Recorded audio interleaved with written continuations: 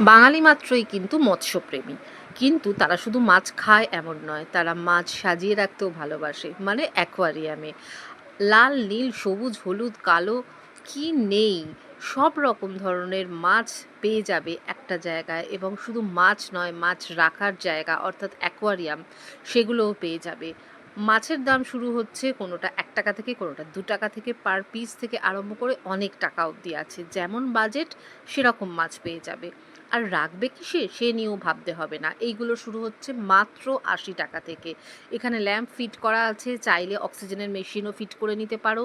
লাল, নীল, নুড়ি পাথর, গাছপালা, সেটা হতে পারে আর্টিফিশিয়াল, সেটা হতে পারে সত্যিকারের, সব কিছু হাতের কাছে পেয়ে যাবে গ্যালিফ স্ট্রিটের এই পশু পাখি মার্কেটে গেলে।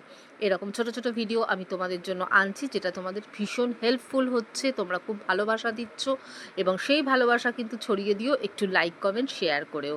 আজকের এই ছোট্ট ভিডিওতে দেখো কত রকমের মাছের বাহার।